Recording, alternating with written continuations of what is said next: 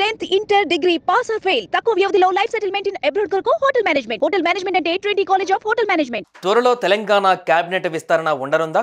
ఉంటే కొత్త మంత్రులు ఎవరు? 6 పదవులు ఖాళీగా ఉండగా వాటన్నిటినీ భర్తీ చేస్తారా, లేదంటే నలుగురికి మాత్రమే ఛాన్స్ ఇస్తారా? రేసులో చాలా మంది ఉన్నా కొంతమంది పేర్లు మాత్రం బలంగా వినిపిస్తున్నాయి. జూలై మొదటి వారంలో మంత్రివర్గ విస్తరణ ఉంటుందని ప్రచారం జరుగుతున్న వేళ ఎవరికి మంత్రి పదవి దక్కనుంది? సీఎం రేవంత్ రెడ్డి కేబినెట్లో బెర్త్ ఎవరికి దక్కనుంది?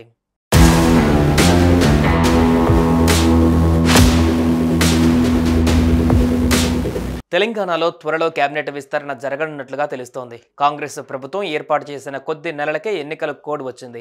దీంతో ఎన్నికల బిజీలో పడిపోయారు నాయకులు. ఇటీవల ఎన్నికల కోడ్ కూడా ఎత్తివేయడంతో కేబినెట్ విస్తరణపైన సీఎం రేవంత్ రెడ్డి ఫోకస్ పెట్టినట్లుగా తెలుస్తోంది. ప్రస్తుతం సీఎం రేవంత్ రెడ్డితో పాటు మరో 11 మంది మంత్రులు తెలంగాణ కేబినెట్లో ఉన్నారు. వాస్తవానికి కేబినెట్లో 18 మంది మంత్రుల వరకు అవకాశం ఉంది. ఈ క్రమంలోనే సీఎం రేవంత్ రెడ్డి 6 మంత్రులను తీసుకోవాలని భావిస్తున్నారట. 6 మంత్రులను నియమించేందుకు ఏఐసీసీ, పీసీసీ స్థాయిలలో కసరత్తు చేస్తున్నట్లు పార్టీ వర్గాల సమాచారం. ఈ నెల చివరి వరకు లేదా జూలై మొదటి వారంలో కేబినెట్ విస్తరణ ఉండబోతున్నట్లుగా తెలుస్తోంది.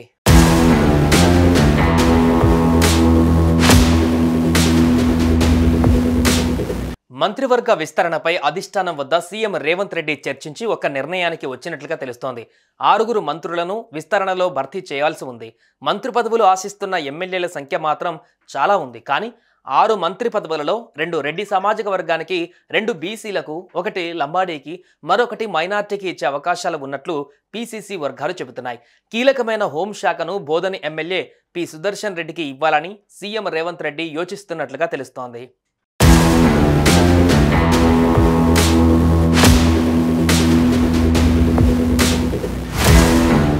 ఇబ్రహీంపట్నం ఎమ్మెల్యే మల్రెడ్డి రంగారెడ్డికి మంత్రి పదవి ఇచ్చే అవకాశాలు ఉన్నట్లు తెలుస్తోంది. పరిగి ఎమ్మెల్యే రామ్మోహన్ రెడ్డి, ఏఐసీసీ హామీతో మునుగోడు ఎమ్మెల్యే కోమటిరెడ్డి రాజగోపాల్ రెడ్డిలు కూడా మంత్రి పదవుల కోసం వేచి చూస్తున్నారు.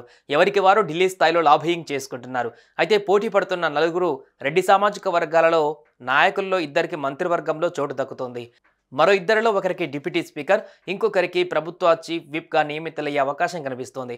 అదేవిధంగా మక్తల ఎమ్మెల్యే వాకటి శ్రీహరి ముదిరాజ్, ఆలేరు ఎమ్మెల్యే భీర్ల ఐలయ్యలకు మంత్రి పదవులు వచ్చే అవకాశం ఉందని తెలుస్తోంది. ఏదైనా కారణాలతో సుదర్శన్ రెడ్డికి మంత్రి పదవి దక్కకపోతే ఎమ్మెల్సీ మహేష్ కుమార్ గౌడ్కు మంత్రి పదవి ఇచ్చే అవకాశం ఉన్నట్లు ఏఐసీసీ వర్గాలు చెబుతున్నాయి.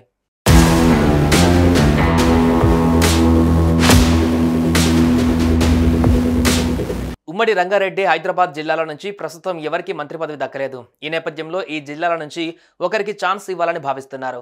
ఇబ్రహీంపట్నం ఎమ్మెల్యే మల్రెడ్డి రంగారెడ్డితో పాటు బీఆర్ఎస్ నుంచి కాంగ్రెస్ గూటిలో చేరిన ఖైరతాబాద్ ఎమ్మెల్యే దానం నాగేందర్ పేరు బలంగా వినిపిస్తోంది. 2లో ఒకరికి ఛాన్స్ ఇవ్వనున్నారు. ఇక మైనార్టీ కోటాలో ఎవరికి మంత్రి పదవి దక్కలేదు. ఈ నేపథ్యంలో హైదరాబాద్ నుంచి ఓ మైనార్టీ నాయకుడికి మంత్రిగా అవకాశం కల్పించాలని పార్టీ భావిస్తున్నట్లు తెలుస్తోంది. ఇక మొత్తంగా ప్రస్తుతం 4 మంత్రివర్గంలోకి తీసుకొని మరో 2కి తర్వాత ఛాన్స్ ఇవ్వాలని రేవంత్ యోచిస్తున్నట్లుగా తెలుస్తోంది. ఉమ్మడి నిజామాబాద్ జిల్లాలో కీలకమైన నేత పోచారం శ్రీనివాసరెడ్డి ప్రస్తుతం ఆయన బాన్సువాడ ఎమ్మెల్యేగా ఉన్నారు. ఇటీవల బీఆర్ఎస్ను వీడి కాంగ్రెస్ గూటిలో చేరారు. సీఎం రేవంత్ రెడ్డి స్వయంగా పోచారం ఇంటికి వెళ్లి కాంగ్రెస్లో చేర్చుకున్నారు. ఈయన కూడా మంత్రి పదవి రేసులో ఉన్నట్లుగా తెలుస్తోంది. కాంగ్రెస్లో చేరితే మంత్రి పదవి ఇస్తామని హామీ పొందినట్లు ప్రచారం జరుగుతోంది.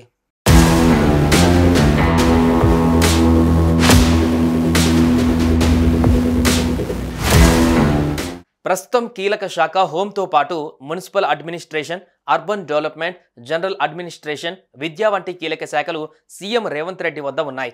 ఆయా శాఖలను కొత్త మంత్రులకు అప్పగించేందుకు కసరత్తులు జరుగుతున్నాయి. మొత్తంగా మరో 10 రోజులలో తెలంగాణ కేబినెట్ విస్తరణపై క్లారిటీ రానుంది. అయితే ఎవరికి మంత్రి పదవులు దక్కనున్నాయనే విషయంపైన మాత్రం సస్పెన్స్ కొనసాగుతోంది. సుమన్ టీవీలో మీ పర్సనల్ అండ్ బిజినెస్ ప్రమోషన్స్ కోసం కింది నెంబర్కి కాంటాక్ట్ చేయండి.